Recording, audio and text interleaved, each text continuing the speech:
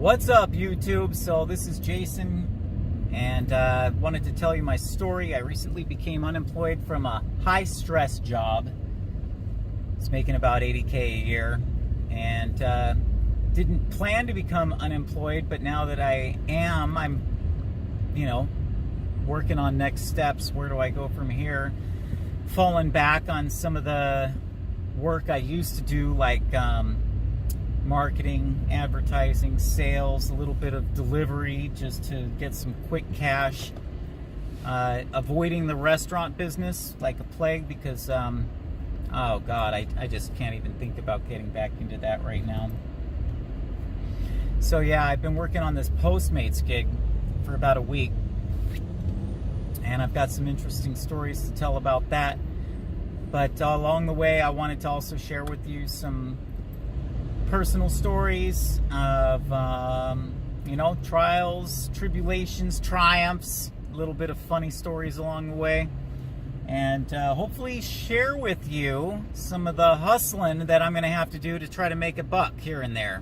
And maybe I can get some pointers from you and teach you a couple things too. Anyway, let's get started. So here's lesson number one, and it's a good one, and that is anytime you're doing really any service, the most important thing is to communicate with the customer. Set the expectations. Let them know what to expect, basically. So one of the problems that I've had with Postmates is canceled pickups, right? You drive 20 minutes to get to a pickup and then they cancel the order. So what I've done to get around that really is communicate effectively with the customer. If it's going to be a long time to the pickup, let them know. Text them right away. Hey, customer, I just got your order. It's Jason from Postmates. I just got your order and it's going to take me about 20 minutes to pick it up, which is fine. I just wanted to let you know. And then when you get there, sometimes you have to wait for them to finish making the food or whatever. It's another great time to communicate. And text message is usually best. Use a phone call if there's something wrong with the order. But if there's like something you could, just a little quick message you want to send, if you can send 2 or 3 messages to your customer before you arrive each time, just kind of letting them know your progress, that's going to really help a lot to keep them from canceling, and also to show how dedicated you are to the timeliness portion of your job. Getting it there fast. That's what they want. Number one, they want it fast. Number two, they want the hot food hot. They want the cold food cold. And I'm going to share with you some tricks in a few minutes that I've been using to make that happen. And then 3, a little service goes a long way. And so I'm going to share with you some of the tricks that I've been using to really help boost my service. And it's very small. It's a very small thing that I think is helping my tips go up a lot. By the way, I try to usually not pick up an order that's about 20 minutes away. I'll skip that one if I have to. Often, if I take something like that, it's like my first call of the day and I'm just trying to get going. By the way, I usually start pretty early, 8, 9 a.m., and I go to San Francisco, where I am, near where I live. If I'm going to start that early because it's the tech town and people are always ordering, I can drive into any neighborhood in San Francisco and start getting pickups right away.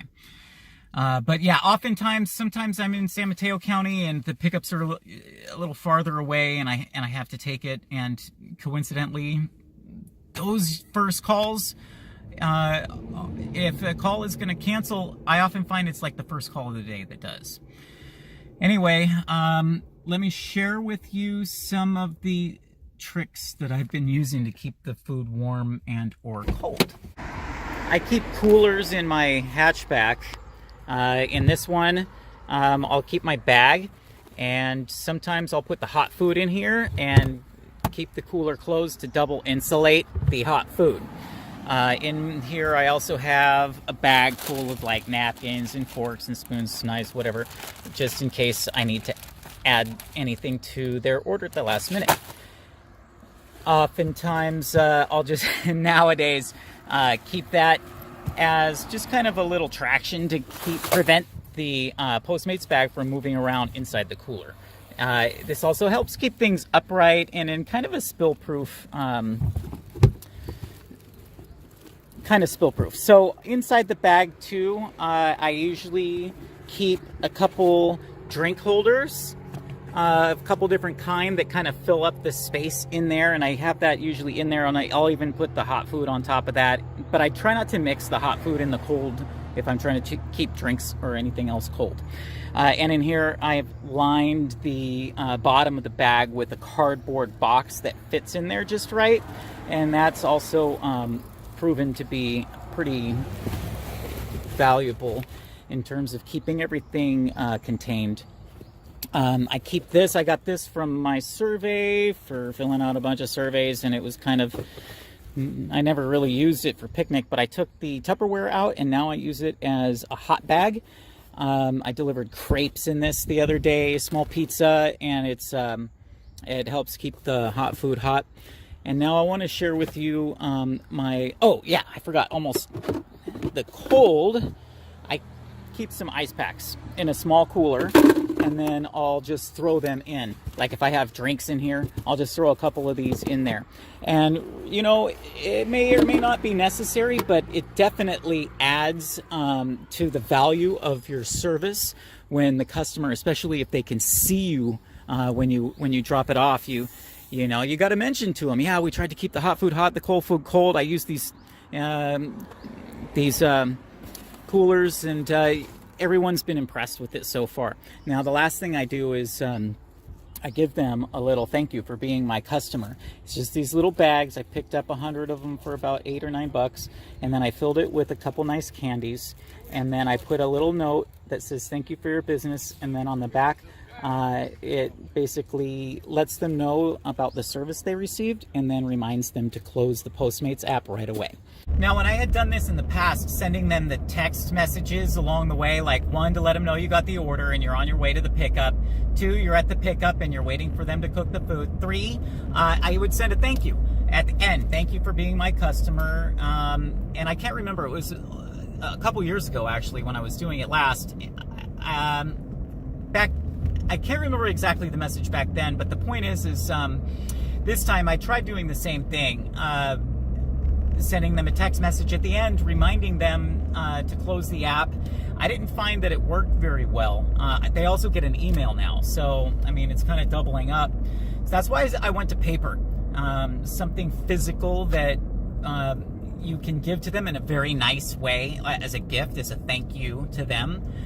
Just reminding them to close the app, and then usually if they do, and they do right away, and they've seen all the service that you've provided for them, you'll get a tip.